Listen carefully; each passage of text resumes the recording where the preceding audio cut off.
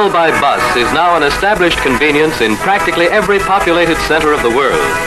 Buses are ideal for city use, where their maneuverability on crowded streets is one answer to the traffic problem, and for intercity use, for speedy, comfortable travel between large centers. The building of buses is only one of the many activities of Canadian Car and Foundry Company Limited, one of Canada's largest industrial concerns, with roots going back over 100 years. In 10 plants strategically located in these 4 Canadian cities, rolling stock and equipment for practically every form of transportation is manufactured.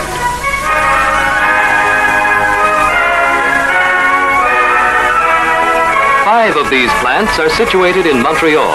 And now for a quick aerial tour of these Montreal establishments in the Loadmaster, a heavy-duty air cargo transport now in development by Can Cargo Aircraft Manufacturing Company Limited, a subsidiary company.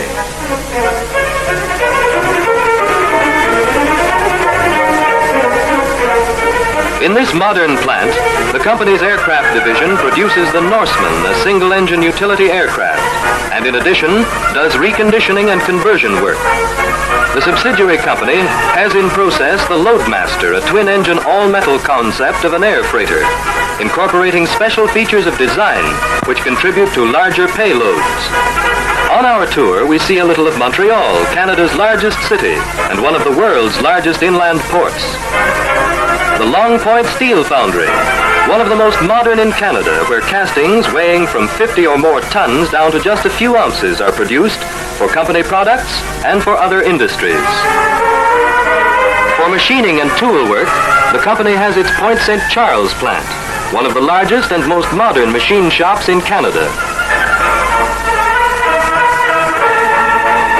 The Turcotte plant, here shown, and the Dominion plant, which follows, are the company's car building shops. Here, railway cars of every description are produced for Canada and for many countries in the world. Also, modern electric city streetcars and mining cars and equipment. Car manufacturing processes have changed. Instead of being riveted, the new type railway car is built in jigs and welded. And in keeping with today's needs, the Turcotte and Dominion plants have been modernized and equipped with the latest type welding apparatus for speedy and efficient production. Fort William in the province of Ontario, Canada, 1,000 miles inland from Montreal, is the home of the Canadian Car Brill city buses, intercity coaches, and electric trackless trolley coaches, Canada's latest contribution to the bus world. Fort William is situated at the head of the great chain of lakes in the heart of Canada. It is a terminal point for Canada's great grain trade, and its waterfront is dotted with huge elevators where grain from Canada's wheat-growing prairies is stored until ready for transshipment by boat to eastern ports.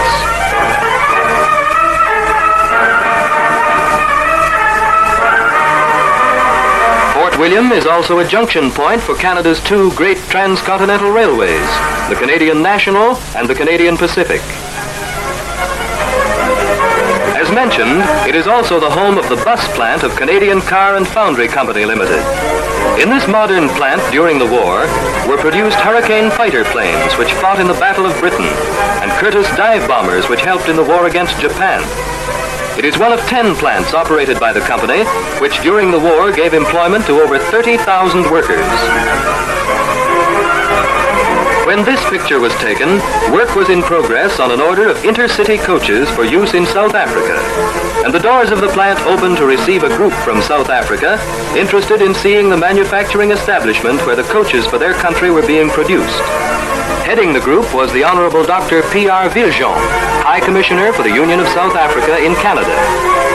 After being greeted, an inspection tour through the plant was arranged, and the various steps in the production of buses observed and explained, starting with the original work order, right through to test run, final inspection, and shipment. In this great plant, which hummed with activity during the war, workers now produce the latest in buses, coaches, and electric trackless trolley coaches. Today, however, we are concerned mainly with the production of intercity coaches of the type ordered by South Africa.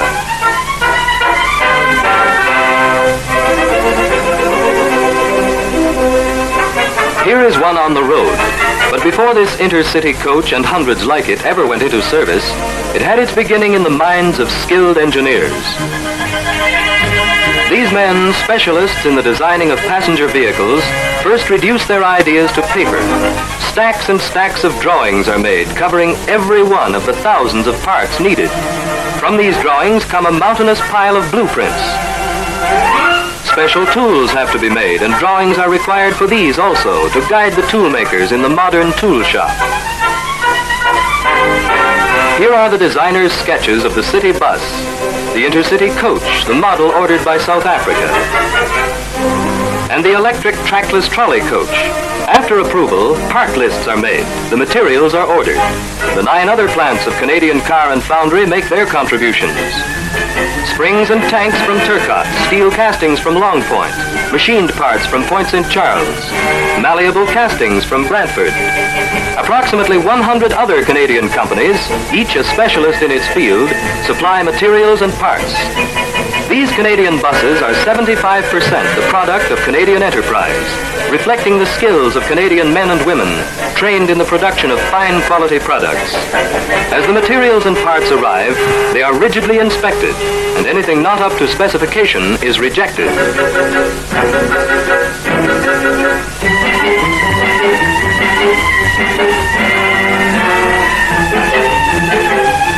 The parts are then stored in the stockroom. Some parts are even wrapped after inspection to prevent damage until ready to be used.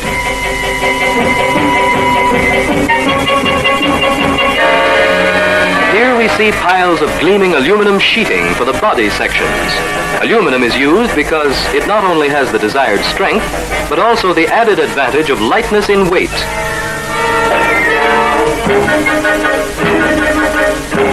The first operation is the shearing of these sheets to sizes worked out previously in the drafting room.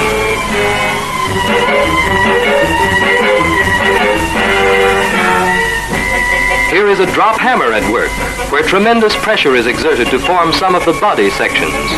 Every known safety device is introduced to prevent accidents during these operations, which not only protect the workmen, but ensure excellence of product.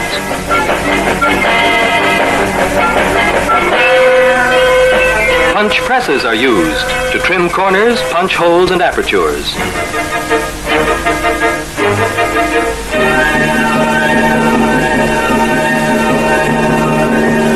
Irregular shaped parts are routed by this machine router, which follows a template pattern and cuts several sheets at a time.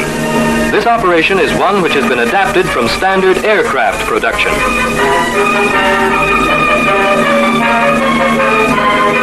First assembly is done by welding small parts together in a jig with spot welding equipment.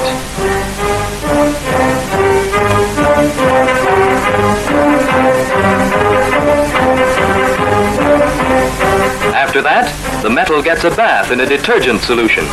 This is a cleansing process which completely removes all grease, oil, or other surface dirt and etches the surface for the primary coat of paint. The parts are then immersed in another bath to remove all traces of the cleanser. They are then ready for first painting.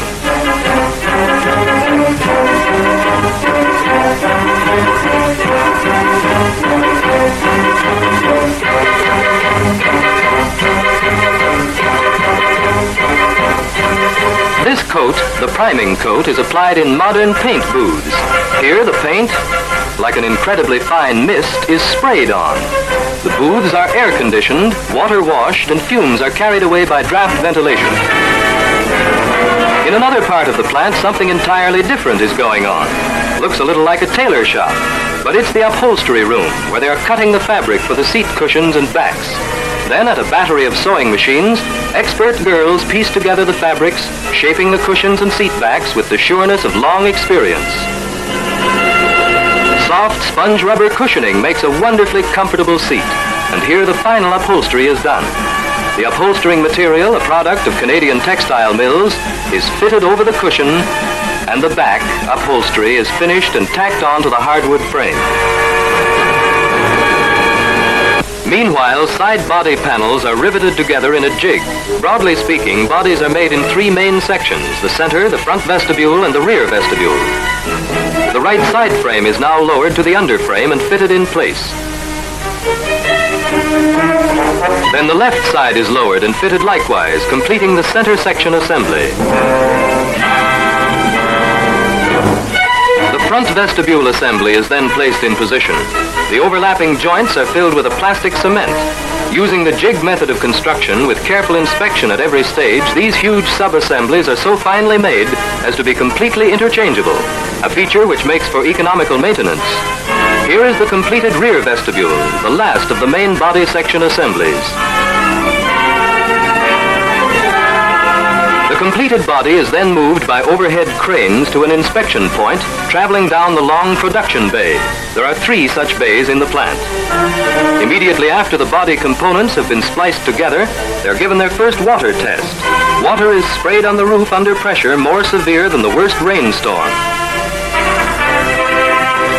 While inside the body, inspectors examine every inch of the roof, checking every seam, every joint for possible leaks. The faintest sign of moisture is noticed and corrected.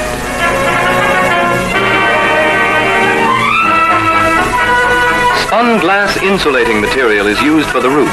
This material comes in thick bats and is cemented in place to prevent movement.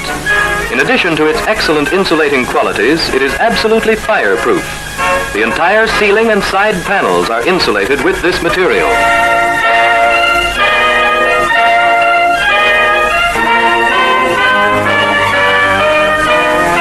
The base flooring, which has been previously assembled, is then laid in place. This flooring is made from fine quality plywood from Canada's vast forests, built for long wear and heavy traffic.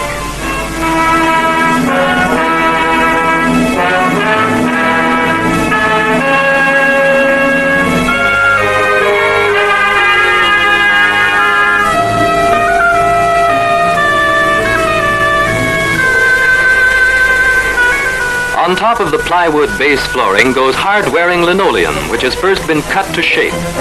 Linoleum makes a quiet floor, easy to clean and resilient to the feet. It is cemented in position and then rolled.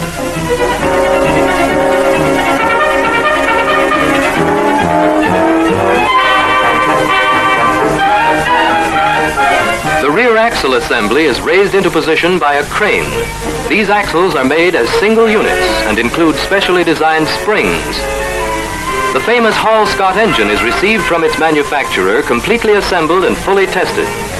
The Hall-Scott Motor Corporation supplied many engines to both the United States and Canadian navies for submarine detection work.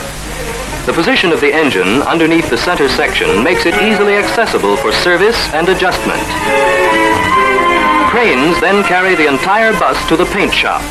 Note the engine in position, the rear axle assembly, the dual wheels for extra traction and safety on the road.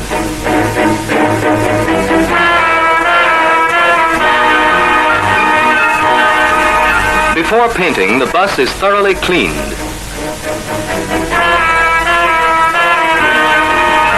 With smooth, easy strokes, the skilled painters wield their spray guns and the bus is quickly covered with a smooth, even film of paint.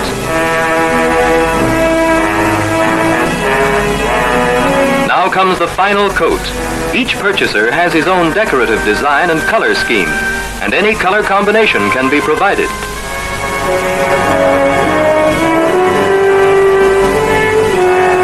The bus now has a heat treatment.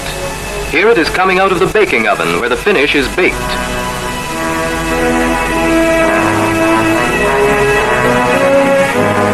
The masking paper covering up the parts not to be painted is now stripped off and the bus is ready for finishing.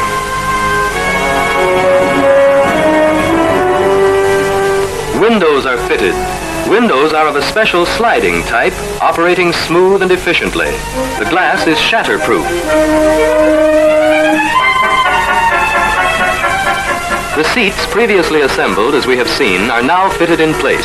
Seats are adjustable, roomy, and comfortable. Instrument panel, dashboard, and fittings are now installed. Steering wheel, pedals, and accessories. Each part slips into place easily and quickly, a sign of careful designing and painstaking workmanship. The engine is then checked. Clutch pedals, brakes, steering assembly. Nothing is left to chance as the bus is made ready for its test run.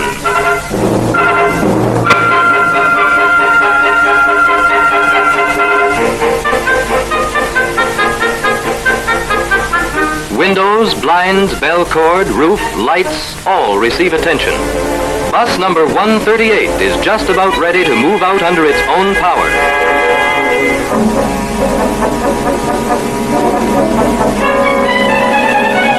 The doors open and the bus, gleaming in its new finish, takes to the road.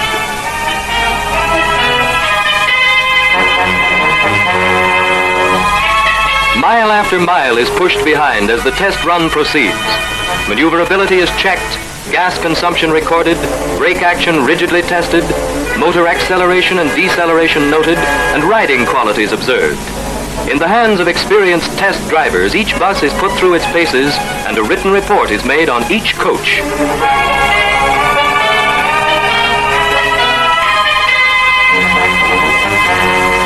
Back into the plant goes number 138 for final inspection.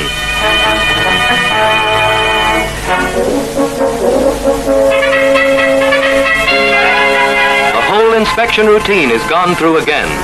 Perfection is the goal, and everything humanly possible is done to achieve it.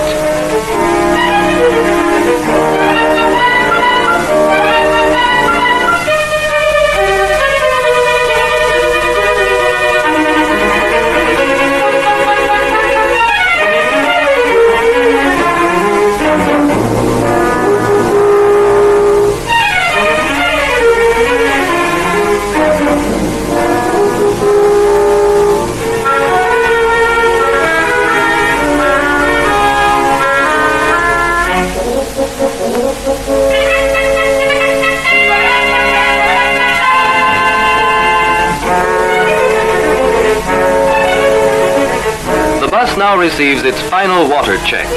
Not only the roof is tested, but the sides, windows, seams, and joints. And inside the bus, inspectors look for the slightest leak.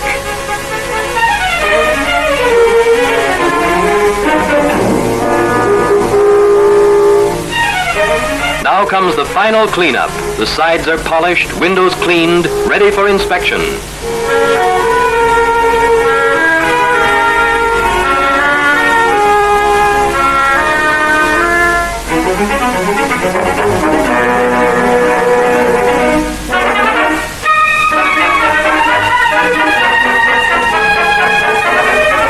After their trip through the plant, Dr. Villejean and his associates inspect a completed bus.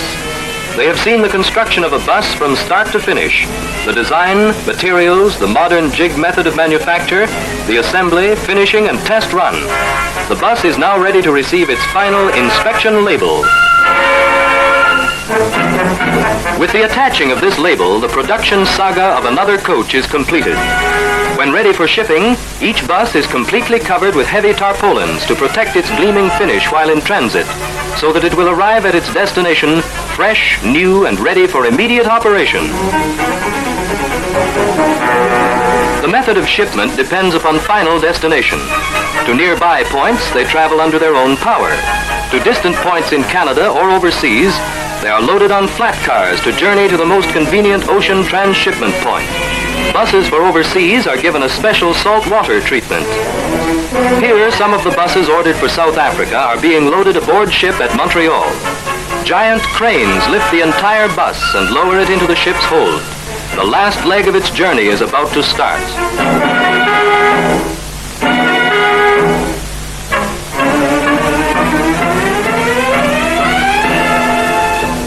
Canadian car Brill City buses, intercity coaches, and electric trackless trolley coaches are serving most of the large cities in Canada and are in demand in various parts of the world. These roomy vehicles, with their wide doors, comfortable seats, generous headroom, and powerful, dependable engines, offer a new high in transportation service to the people of South Africa and carry with them the best wishes of the people of Canada.